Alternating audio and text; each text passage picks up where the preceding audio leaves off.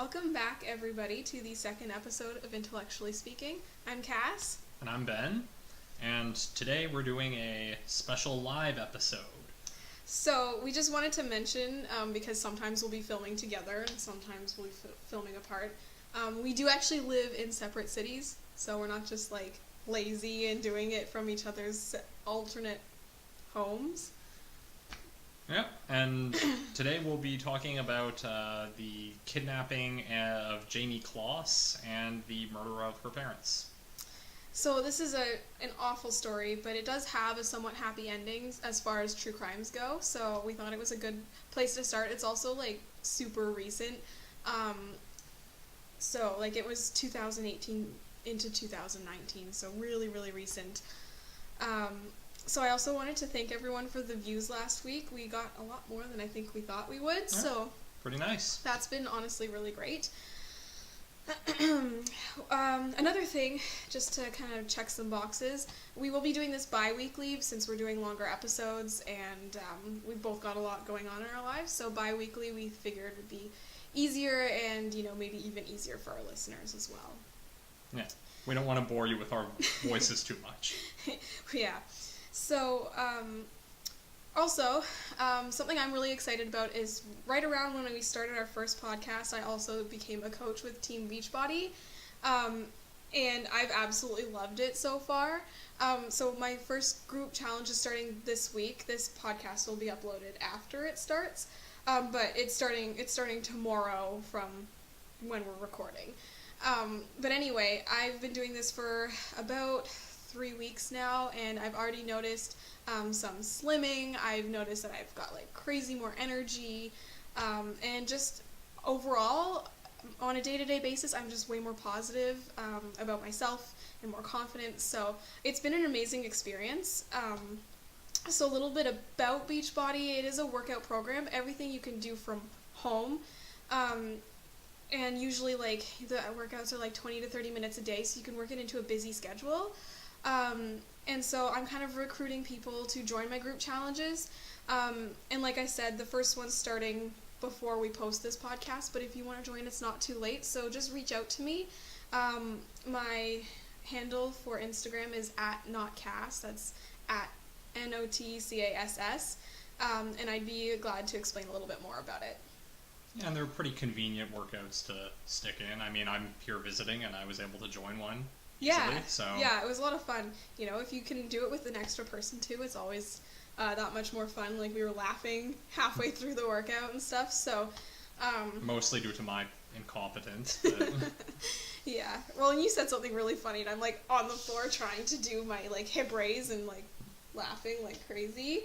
But anyway, it's lots of fun, and it's something that I've never been able to stick with something for so long. Beachbody really holds me accountable, so if you're interested at all in making a change in your lifestyle, then this is probably the way to go, because like I said, I've tried a lot of things, and this is the only thing I've ever stuck with. Also, I'm going to just introduce this little guy right here. This is Gus. Yep, he is very cute. This whole weekend, he has been residing in Ben's lap. Yeah, he's a little bit needy. But it's okay, because we love him. Yeah. He's adorable. So, alright, so I guess we can jump right into the kidnapping of Jayme Closs and the murdering of her parents. So, I guess I thought it would be really important to start with the names and kind of descriptions a little bit. So Jayme Closs herself, she's a 13-year-old girl. She's about 5 feet tall and 100 pounds, green eyes, and strawberry blonde hair. She was the person that was abducted. Denise Closs, that is Jayme's mother. She is 46. And then there's James Closs, 56 years old, and that's Jayme's father. And they all live in Barron, Wisconsin, or pretty close to it. It's a really small city. I think I read earlier it was about 3,300 people. So I'm just going to give a little bit of a chronological order of what happened. So starting on October 15th, 2018, police respond to a phone call from Denise Closs's cell phone. or at least that's who it was presumed to be calling at this time. And it was a little bit of an unusual call. The caller did not communicate or interact at all with the dispatcher, but there was like a cry of help that could be heard in the background, and they weren't really sure what this meant. But as most people know, like when you get a call like this, the police respond anyway. So the police did respond to this phone call.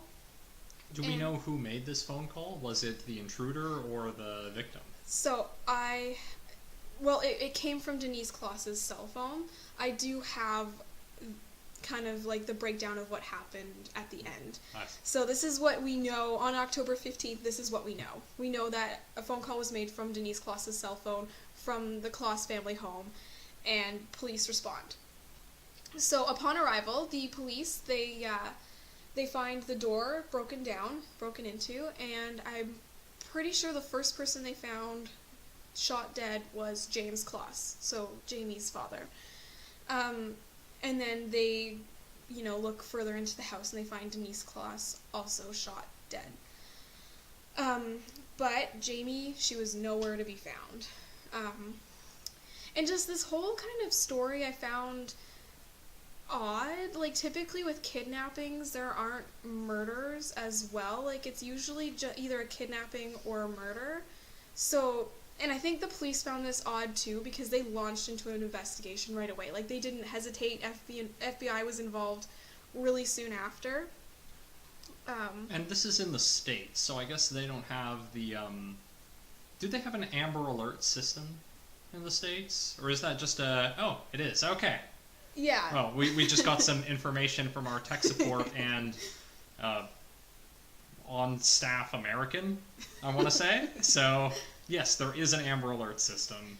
So, where we live, we actually have an Amber Alert system that goes straight to our phones. Anyone that's connected to LTE data gets this alert.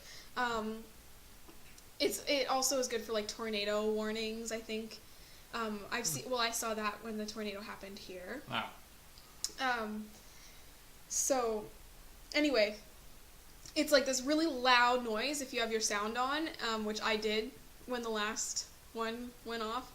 And I was luckily awake. It was about 11:30ish that it went off, I think, and it was really, really loud, and it sounds like an alarm, like a scary alarm.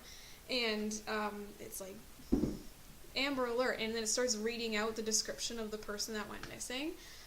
So I don't know if the States has something like that, but I know that they do have the same thing for like volcano warnings and tornado warnings, because I'm pretty sure I heard that it went off accidentally for volcano warning in the States somewhere last year.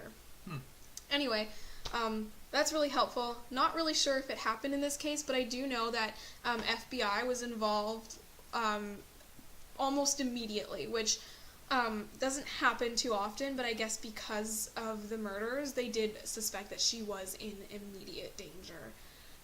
Makes sense. Yeah, it really does. So on October 16th, someone reported seeing Jayme with two men. However, police ruled this as not credible. I also, it's kind of all fuzzy because of where we're at in the investigation now, but I do remember reading that back then there were a couple different vehicles that may have been involved in the case that people kind of reported seeing. So remind me of the timeline. What day did the murders take place? On the 15th. So on and then the 16th, following day, yeah, somebody spotted this. Yeah. Or at least that's when they reported spotting them. I do remember reading about a bunch of witnesses possibly seeing her driving away with two men. It was typically two men in the description. And there were, I think, from what I remember, two separate vehicles that kept being reported as Jayme Closs being seen. And I'm pretty sure someone also reported seeing Jayme Closs at a gas station, but that was also ruled not credible. And I could be wrong on that one. But basically, I'm pretty sure almost every witness account was ruled not credible. So the police had nothing. There was no DNA evidence in the house, I don't think. There was just the bullets, which could lead you back potentially to the gun, and that was basically it. I mean, there was nobody that they could link to the family that might have had a grudge against the family? Some motive? No, I mean, Jayme was a 13-year-old girl, right? And, like, the family, they were pretty, like, low-key, pretty well-liked from everything that I've read. Like, there was no one that they could really think of. And a lot of times in these cases, that is how it goes. Everyone's just kind of like, everyone loved these people. I don't know why someone would want to hurt them. So, I don't think there was any of that. The investigation did focus around, like, her home and neighborhood and her school. So they kind of were like, well, maybe it happened from someone that kind of frequents the school, which happens a lot in cases where younger children go missing. So like a worker at the school? Yeah, or just, like, people in the area. They started asking about, like, have you seen anyone kind of hanging around the school that was suspicious? But there was, like, this case was pretty much cold almost the whole time. So really nothing happened from between October 16th and October 31st. But on October 31st, which was actually the day of the funeral for James and Denise, this really, really weird, bizarre thing happened. I believe it was the neighbors made the phone call to police because they noticed someone kind of, like, rummaging around the Closs family home. But anyway, police responded to a call for breaking and entering, and they picked up this guy. His name is Kyle Jankianis, and he had broken into the Closs family home and then, like, stole some of Jayme's clothes, some of, I think, the parents' clothes, specifically some of Jayme's underwear and other odds and ends. And they almost, like, immediately picked up this guy. I think he was, like, just walking away from the home. And, so, I mean, like, what's your initial thought about that? Oh, it's super weird. You should definitely make that guy suspect number one. Yeah. I mean, it is really strange, because he did not take a single, a single valuable. He didn't take anything he could make money off of. Nothing. He literally just took, like, clothes and other, like, little odds and ends around the house, and that was it. So he broke into the Closs family house. The parents had been murdered. The daughter's still missing. He steals some of the daughter's underwear, some of their clothes, other odds and ends, no valuables, and Odds and ends, does this mean, like, other things that were Jayme Closs's, or just... No, it was just kind of, like, a random, like, gathering of items. That none of them were valuable. None of them had any monetary value, really. So, like, to break and enter for something so simple, plus kind of specifically her underwear, just seems extremely bizarre. Yeah. But anyway, they picked him up almost immediately, and he was very quickly cleared as a suspect. So they did suspect him at some point, but he was cleared. They searched his home. They interviewed him. He was actually, from what I read, pretty open, and I feel like he actually didn't even really realize that this was the Closs family home and that crime had happened there. So it was just, like, this really weird coincidence that he was just, like, walking by and decided to try to get in, and he did, and he stole these really odd, bizarre things. Also a weird coincidence that he targeted Jayme Closs's clothes. It sounds like he would have known about the case, especially in a town of, what did you say, 3,000 people? Like, everybody must be familiar with this. It's so weird, and they did, like, the Closs family, like, the aunt and uncle, I specifically know that the aunt was really involved with the media. She was almost, like, she's crying for help on TV shows, and like every chance she could get, she was, like, saying, like, we miss you, Jayme, I hope we find you soon and come home, and and so, like, she was out there all the time, so almost everyone knew what was going on. But again, there was, like, nothing had happened. There was zero leads. The police really didn't know where to go with this. So it was also really a bizarre coincidence that happened on the day of Denise and James Closs's funeral. Like, yeah, it sounds so like it would be timed to do that. Yeah, Yeah, I don't know. It feels weird, but I don't really know what else to say about it other than either it's a really, really, really strange coincidence or it was somewhat planned and we aren't getting the whole story.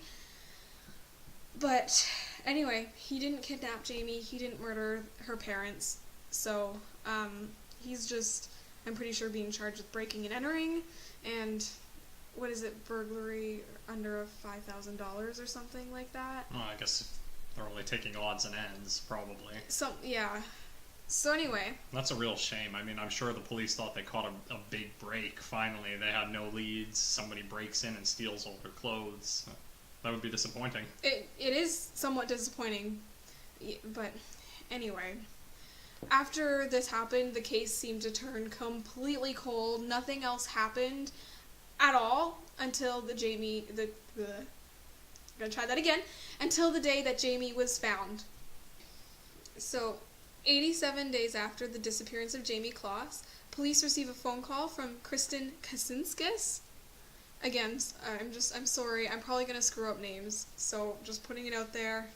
It's probably not going to be perfect, no one's perfect. They receive a phone call from Kristen Kasinskis, that she basically said Jayme was found alive in the woods. So Kristen Kasinskis is the neighbor of this woman named Jean Nutter, who is a child protection services, or used to be working in child protection services. She was walking her dog and she just saw this young girl appear, emerge out of the woods and identify herself as Jayme Closs. Jean Nutter reported that she looked unkempt and a little bit slender, but overall she didn't look too rough. Well, that's a relief. Yeah, just even finding her alive, one of the best case scenarios. A lot of kidnappings, you don't hear that, so definitely a happy day. So immediately the police went to pick up Jayme Closs and they hospitalized her right away, just to check her out, make sure everything was okay. Mm-hmm. And the day after that, Jayme was reunited with her aunt, who was doing all the media coverage of the case. So this was on Friday. So she was found on a Thursday. I remember that. And so on Friday, she was reunited with her aunt. Okay, so before we get into what actually happened, I just wanted to talk about the theories that people were having, because this, again, went on for 87 days. People were talking about it on YouTube. People were talking about it on social media. So there were a lot of, theories going around, but a little bit of a disclaimer before we discuss the theories. They were just theories. And I'm pretty sure most of them weren't even, considered by police, because a lot of them were pretty out there. But before we really talk about the theories, just what do you think? About all of this? What happened? Yeah. Well, I happen to know what happened already. Yeah. So what was your kind of initial reaction when you first heard about this case? When I first heard about the kidnapping? Yeah. I mean, there really was nothing to go on. So do you think it was random? Do you think someone had plotted it? Do you think... It definitely sounds premeditated. Okay, do you think it was someone she knew? It almost always is, so I would have to guess, that it would have been someone she knew. And I mean, the fact that it was premeditated and it seemed very targeted to one household tells me that they probably knew the person, so that's kind of where I would have sat as well. So, one of the theories that a lot of the citizens had, not the authorities, one theory was that it was just a random attack, a breaking and entering gone wrong. Maybe Jayme was, picked up because they panicked and then dumped her elsewhere and they just hadn't found their body, which is something that happens, unfortunately, on a fairly regular basis with breaking and enterings. I guess I could see maybe some criminal decided they didn't want to cross the line of killing a kid, so they just decided kidnapping would be a lesser evil. Yeah. Another one is that people kind of started to make this rumor that Jayme Closs had an older boyfriend. who committed this crime, and kind of either she was in on it and they ran away together, killed her parents and ran away together, or that he just kind of became this jealous type where the parents were closing in and he killed the parents and kidnapped her, kind of somewhere along those lines. Again, there's literally zero evidence for her having an older boyfriend. Yeah, this sounds like some real wild speculation. That's exactly what it was, and police, I don't think, ever even once considered it a real possibility. You know, and she was 13 years old, and everyone that knew her said no, she didn't have a boyfriend. She was, you know, a regular 13-year-old girl, and she went missing, and no one could think of who would want to do this to her, so... What do you think about all this just public theorizing? I mean, I'm sure it can be offensive to the family of a victim, but it also does drive up public interest in the case, which could eventually lead to it being solved. There are a lot of things that have their pros and cons. Like, I think the one about Jayme Closs having an older boyfriend is pretty absurd, and like the fact that people were making these claims without having any evidence whatsoever, like that's a pretty out there theory, and it kind of tarnishes the name of the victim. And I don't really think that's okay, you know, like to blame the victim or have her kind of like tarnishing her name when she literally had, obviously in the end she had zero control over the situation. So that's pretty shitty of people. But to kind of like theorize, I mean, I think a lot of it's just people trying to be helpful. You know, like they don't mean anything bad by it. They're sitting there being like, well, what if it could have been this or that? And you know, maybe one of these theories ends up being true, and it was looked into because someone came up with it. I think that's kind of more the intent. But I mean, again, as long as they're not calling 911 in their attempts to be helpful, then they're not wasting police time. Yeah. There are more harmful things to do, I suppose. I find it a little inappropriate, but... I mean, if you think about a lot of the other true crimes about kidnappings that have happened, a lot of people are still theorizing. Like, I always talk about JonBenet Ramsey because that's one of the most like popular murderers. Sorry, it was a kidnapping for like less than 24 hours, and then they found her body. But people are still speculating to this day because they have not charged someone with it. It's still an open case. And I mean, like, people are speculating that it's different members of the family or family friends or this or that. You know, like, I don't know. It's hard because you can't really stop it. You're never going to stop it. And by making podcasts like this, like, there's obviously going to be a discussion about it. I just think, you know, try to be as respectful as possible. Like, try to understand what these people have gone through. Like, Jayme, she lost both her parents at the same time. JonBenet Ramsey, like, these parents lost their child in their own home. So these are terrible things. Just try to be as respectful as you can be when you're talking about it. Try to understand that it's not just an interesting story, but it's also this tragedy that happened for this family and everyone that knew Jayme or everyone that knew JonBenet. It's all real people, their lives. Exactly. So always, I think you have to at least keep that in mind if you're going to sit down and have these discussions. So this is what really happened to Jayme Closs and her parents. So in early October, before the kidnapping, this 20-year-old man, I'm going to say his name once, he's just a horrible human being, and we don't really want to give him the benefit of becoming famous. Yeah, you don't want to glorify these people. Exactly. So 21-year-old Jake Patterson, he observes Jayme Closs getting on her bus.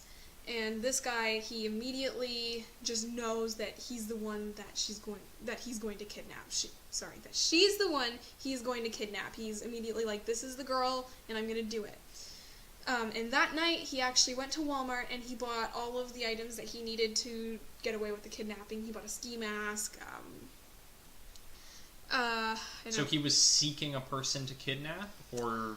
I mean, I feel like I remember reading that he just, like, he knew he was going to do it eventually, but he wasn't really, like, planning to do it soon. He just kind of, like, one day he's like, that's the girl, and I'm going to kidnap her. So, basically, that night that he saw her, that's when he went to Walmart and bought, like, some sort of rope, I think, to tie her up, and he bought a ski mask, and whatnot. And then the night of the kidnapping, on October 15th, this guy took his father's gun, and he actually specifically picked a gun out of his father's locked cupboard, I think it was, that he thought would be generic enough not to get caught with, like, not to trace it back. I can't remember what the gun was. I'm not really well versed in guns, so I didn't write it down because I don't know anything about them. So this guy makes a plan to drive to the Closs house on October 15th, and he proceeds to start banging on the door and, like, yelling and banging, saying, let me in, and he's getting angrier and angrier that Jayme Closs isn't opening the door. Naturally. Yeah, and this happened in the middle of the night, okay? And one thing I have to mention is I'm shocked that the neighbors called in the burglary, like when Kyle Jankianis did it, but they didn't call it in this night. It was the phone call from Jayme Closs that got them in. But this night there was, like, a whole bunch of racket going, like, this, like, it's loud, he has a gun, he shoots down the door with his gun, and so that's, like, shot number one. And there wasn't a single 911 call from anyone else? I don't think so. Huh. So that's kind of another bizarre thing that I forgot about, but he actually didn't shoot down the door first. He actually shot James through a decorative window. So he actually aimed through a decorative window and shot Jayme Closs dead before he even got inside the house. While this was all happening, Jayme and her mom Denise barricaded themselves in the bathroom, I believe upstairs. So kind of a smart thing to do. Patterson then shoots Robert Closs through a decorative window, and then he shoots the doorknob and breaks down the door pretty much immediately after. This is around the time where Denise calls 911, but before she could actually speak to the dispatcher,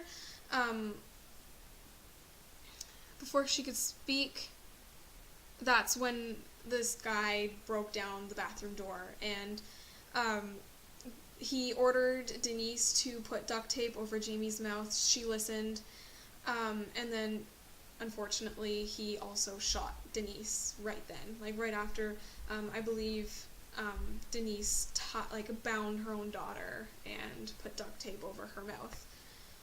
That is horrible. Yeah. So, well, it does say actually Patterson then tapes Jamie's wrists and ankles and shoots Denise again, but in the head this time. So that was probably the shot that killed her. I wonder if people don't make 911 calls when they just think it's a domestic next door. When you hear gunshots, though... Yeah, you definitely should. I feel like I would be inclined to report anything as long as it seems like someone could be in danger. That being said, so the people that lived in this house before me apparently were extremely loud and, like, screaming, fighting every single night. And so my neighbor, like, the first time would call in the domestic, like, every night almost, because these people were just screaming, and they sounded like they were killing each other. But eventually, like, years after living here, she stopped calling every time they started screaming, because it was like, it happened at least 3 times a week. So, I mean, depending on what you're used to hearing, like, maybe they thought it was fireworks. Who knows? So it's really hard to say. But she stopped calling. I just remember her telling me that when I moved in. She was so happy because she could finally have friends over without having to listen to her neighbors screaming the whole night long. So Patterson then drags Jayme Closs to his car, and he actually reported himself driving past the emergency vehicles with their lights on. So as police were arriving, they drove past Jayme and Patterson in the vehicle as he was driving away from the scene. So wait, the yes, criminal who will not be named, he reported that he drove past Yeah, he the said police. that. He said that. So we'll talk a little bit more about like things he said later. So he brought Jayme to his house, which was somewhat secluded in the woods, not far from where Jayme was found emerging from the woods by Jean Nutter. So he brought her there, and he basically just barricaded her under his bed. And, she would go up to 12 hours with no bathroom breaks or no food sometimes.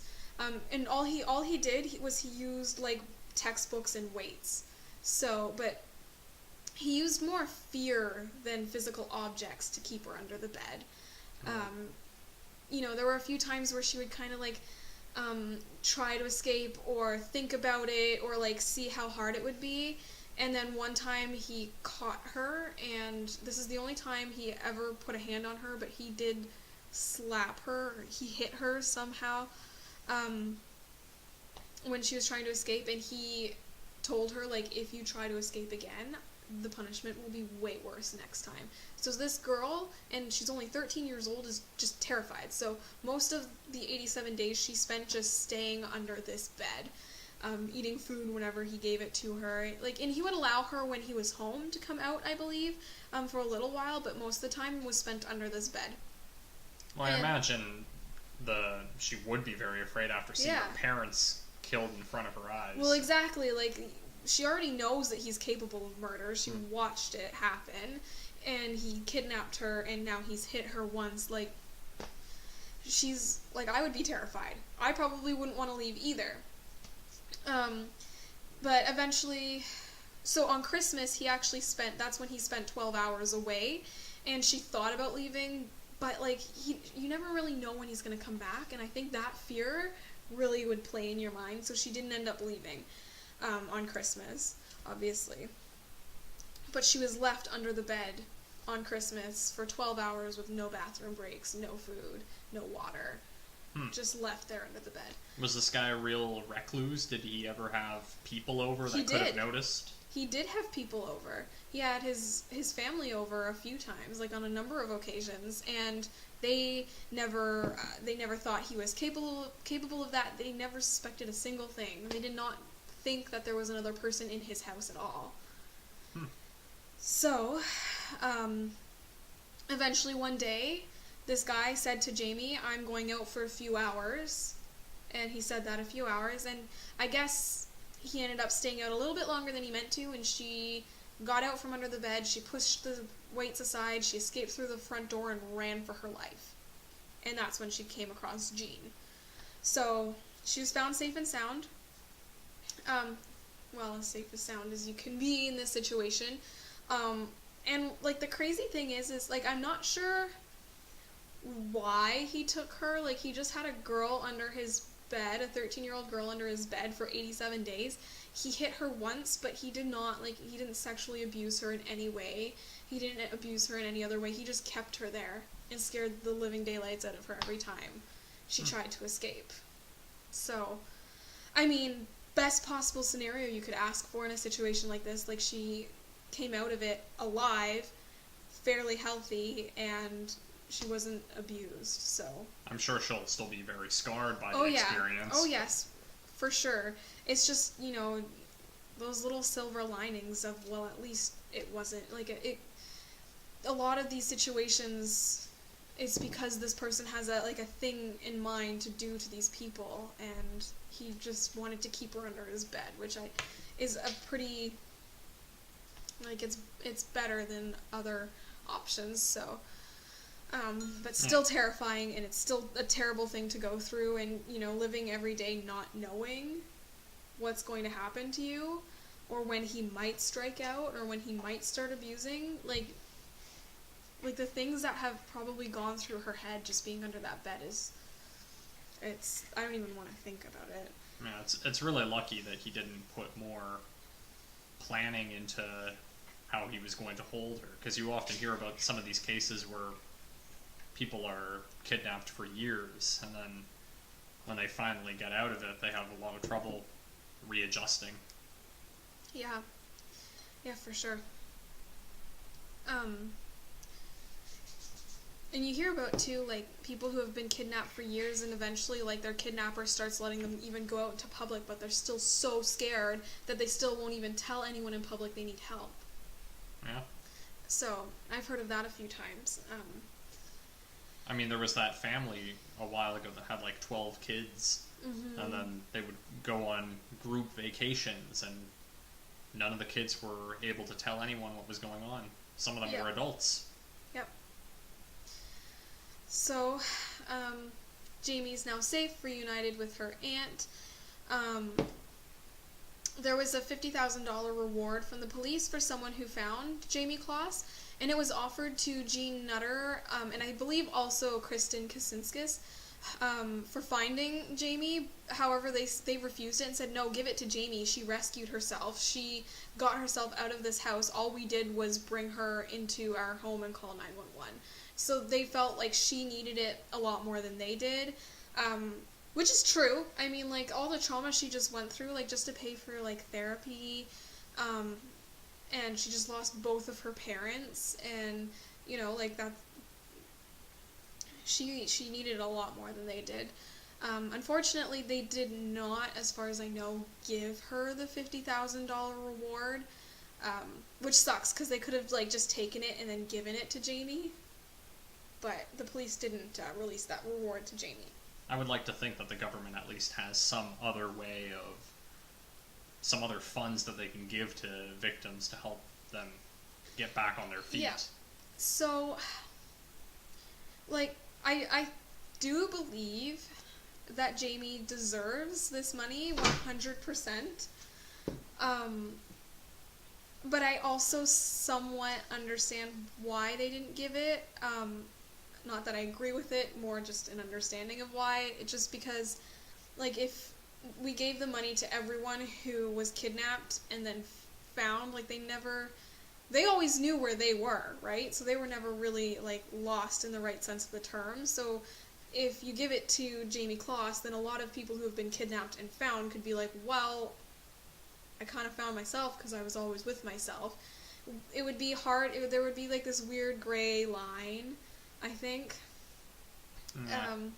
It is tricky. There is the potential for abuse of that kind of system. Yeah, exactly. There was a fundraiser page on Facebook and GoFundMe that raised $50,000 for Jayme, and then it was taken down because there were a lot of people making money on GoFundMe illegally. Like, it was not anything to do with Jayme, nothing to do with her family. People were just kind of starting these up, which is awful, trying to, like, make a profit off of someone else's horrible experience. But it was happening, so they took it down and they announced it everywhere that it's no longer up, so anything you're seeing is a scam. But you can still make donations through their bank. It's called Sterling Bank, and if you say it's for the Closs family, that's the way to go to help Jayme. So that is, like, a direct donation to Jayme and her family for what they went through. And also, I believe the company that her parents worked for, also raised $50,000 to give to her. Yeah, it was initially offered as a reward, right? Yeah. So, I believe she did get that reward money. Yeah, so that's what happened, and, you know, hopefully she gets more than $50,000, just because, like, that's going to cover, you know, some stuff, but then what if she wants to go to school one day? What if she wants to, like, more therapy? Like, you never know what she's going to need, and now she doesn't even have her parents to support her, so every penny, in this case, will help. I mean, luckily she still has her aunt. Yes, yeah, and I believe she's staying with her aunt, and, yeah, so, I'm just glad she made it out safe, because, you know, when someone's been missing that long, like, what do they say? The first 48 hours are the most important, and then after that, it's like they're probably not alive anymore. So it's very lucky that she did make it out alive. And, like, honestly, kudos to her for being so brave to even actually try again to run away. Like, yeah, I can't imagine what she went through. So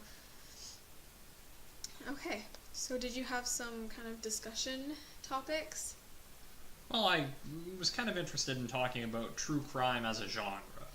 So, I'm not a person who's huge into true crime generally, but lately I've been giving it a bit of a try, and I'm finding that although sometimes I find it a little bit sensationalist, a little bit a thing that you shouldn't be entertained by. It almost feels like a morbid fascination with these cases. On the other hand, I think that it can be very valuable because it draws attention to cases. So especially the ones that haven't been solved. Like, all those, like, disappearance cases where people disappeared almost into thin air. I think it is actually really helpful that we get those cases out there. As interesting as some of them are, and I'm not gonna lie, like, I'm interested in true crime. I'm someone who watches Netflix documentaries on true crime. I find it fascinating, but my favorite ones are always the ones where people are trying to get this story out there so that it reaches more people, because the more people you reach, maybe you can finally find someone that knows more, and that can possibly lead you to the in the right direction. Yeah. But, I mean, it's difficult, too, because you really, like we even mentioned before, you have to kind of consider, like, these are real people that have gone through real life tragedies, and, you know, some of these people that are missing are still out there missing, and we don't know what they're going through. Like, we don't know if they're in the sex trade, we don't know if, we don't know if they're being held against their will and being tortured every day of their lives. We don't know what's going on. So, the biggest thing I have to say is just we have to keep respect. Yeah. For all of these people that have gone through it. Yeah, and I mean, you often have the victims' families will actively participate in getting these things out there, like the aunt in this case, or I don't know if you're familiar with the Denise Williams case, but there was the grandmother was really pushing to get this investigation reopened, and eventually her efforts worked, and it was a really happy ending.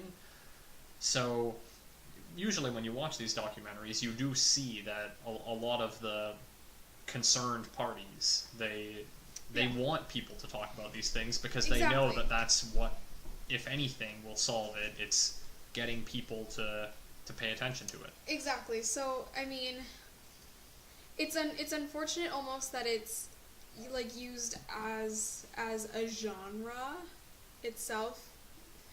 But at the same time, it can be valuable to be interesting, because more people are going to get involved, and more people are going to get invested, and the way that helps is if one person, like, all it takes is that one person that knows something but didn't actually hear that there was an investigation going on. It's going to take that one person maybe to find someone who's been missing for a few years. So I do think it's important to keep, open cases alive and in the media. And I know we chose to talk about one that is a closed case. Oh yeah, I also wanted to talk about a little bit about the guy, because it's interesting, but also, like, it's a closed case, right? But I feel like we're still missing a gap of the story without talking about kind of, like, a little bit of his point of view. And I'm still not sure, after reading everything that I've read, why he did what he did. It just kind of sounded like it was a guy who was like, I'm going to kidnap someone someday. He saw this girl and he's like, that's the girl. And nothing really has come to light since then, but I just wanted to point out that when he was found, he was just like, oh, okay, I mean, yeah, I did it. He was found in his home. I believe he was found at home when they picked him up. He admitted to doing it. He admitted to where he found the gun. The dad had zero idea that that's what he was using the gun for. Like, the family had no idea that he had this going on. And this guy was just like, you got me. I thought I got away with it after about a month, but I guess I didn't. And he was cooperative, and he's been cooperating so far, mostly with the investigation. I read today that he's being held on $5 million bail, so he is pretty much stuck, which is good. I don't want us to sound like we're giving kudos for cooperating, because he's still a huge piece of shit. No, it's just bizarre that he's he just kind of like, the police caught him and he rolled over and he's like, hey, like, yeah, you got me. And this whole case is just weird that way. Like, it was random but planned. There was, like, the weird coincidence with Kyle, you know, and this guy was just, like, cooperative and just rolled over. Like, there's just a lot of weird things that don't really fully add up, but also, like, it still makes sense. Was he perceived as a normal guy? Was he a loner? What was his profession? So, I think this is still really fresh to talk about that. I don't know what his profession is. I just know that he has a house and he's 21 years old. So, like, he must do something pretty has decent. Money.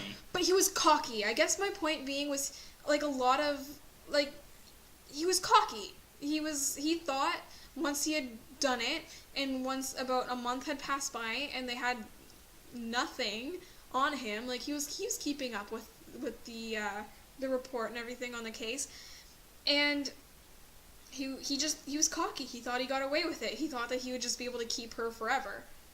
So under a bed, yeah. And, like, the thing is he hasn't spoken at all to why he was doing that or what he planned on doing with her.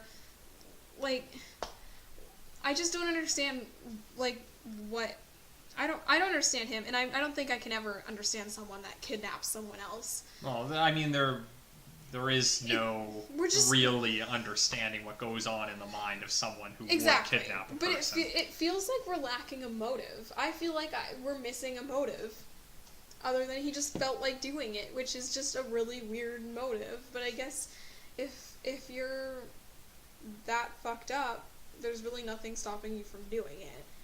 It's almost scarier when a person doesn't have a motive, when it's just random. I mean, because then it can happen to anyone. Exactly, and it's like those serial killers who don't really, they want to kill.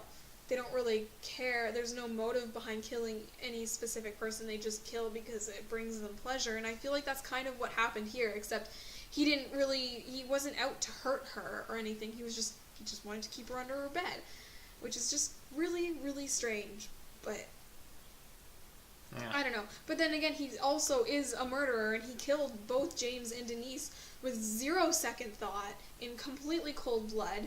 So, like, it just seems weird to me that he would just kidnap a girl, keep her under his bed for an indefinite amount of time until he got caught, and, like, what was his plan? What was he thinking? Maybe he wasn't even thinking about the future. Maybe he has, like, zero insight to what his future might look like. So I don't really know, but I am glad that it was his own hubris that did him in the end. I mean, thinking that you can just keep someone under a bed, and she just escaped through the front door, right? There was no locks preventing her from leaving. Yeah. The only thing that was really keeping her there for the whole 87 days was her fear. Fear of him, and fear of him hurting her more than he already did. And, you know, because she saw what he was capable of in her own home. Yeah, I mean, that on its own is a powerful way of keeping someone captive. Yeah. Anyway, it'll be interesting. Like, obviously the court system takes a really long time, so there has been a court date already where he was read his charges, and he was charged with 2 counts of murder, 1 count of kidnapping, and 1 count of burglary. What was it? Breaking and entering. I still have the page I think you open. said armed burglary. Armed burglary. And other than Jayme, I'm not really sure what he stole.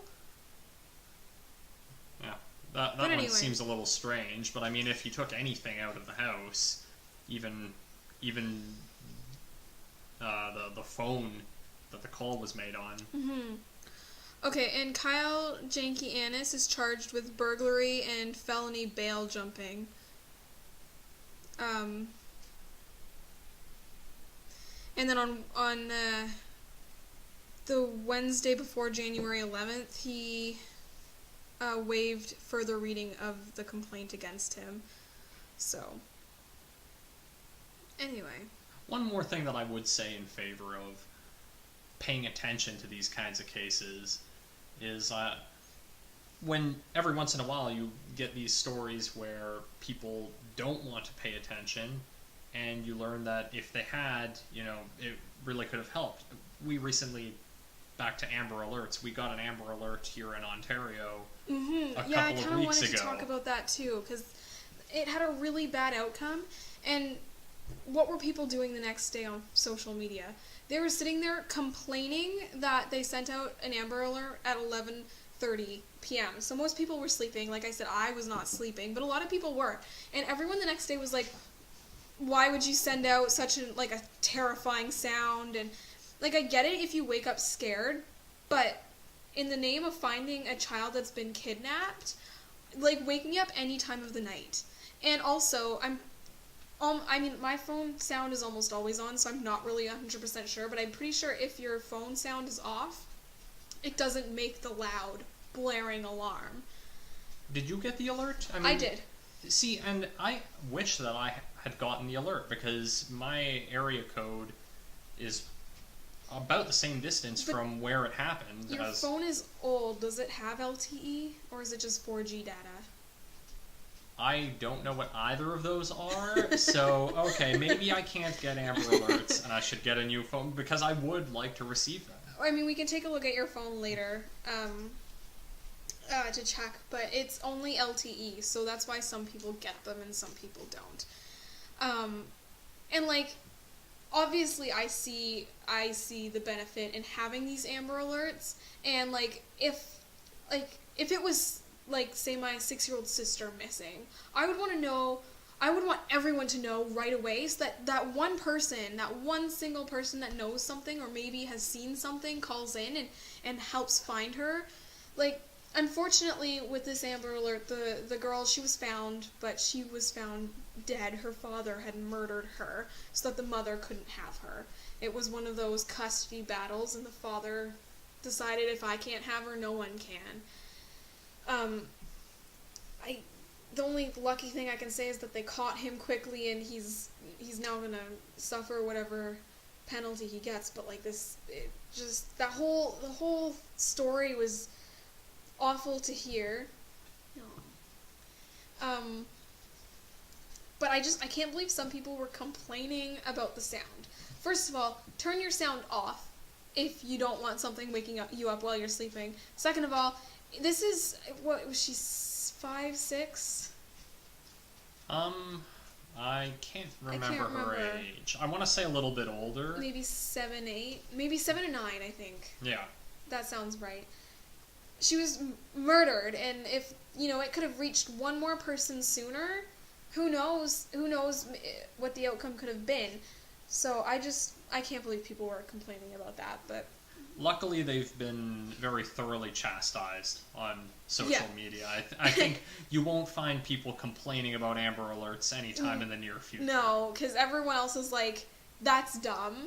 If it was your loved one that, that was out there being kidnapped, you would want everyone to know. So wake me up anytime. If I can help in any way about finding a missing child, then yeah, I'm going to help. I mean, it's a very minor inconvenience for even the slimmest chance of saving someone. Yeah, and I mean, think about this for a second. If you're going to complain about something waking you up in terror, think about the terror that mother was going through that night when she found her daughter missing. And that didn't last a few seconds until you realized it was an Amber Alert. it's still going on to this day because her daughter was never found alive. So your minor inconvenience and like being scared, woken up by that sound, it means nothing in comparison to what that mom went through. So I'm sorry, I can't sympathize. Yeah. And I'm sure everyone who's complained has either by now realized that they are in fact horrible people, or they're just so horrible that they don't even recognize it.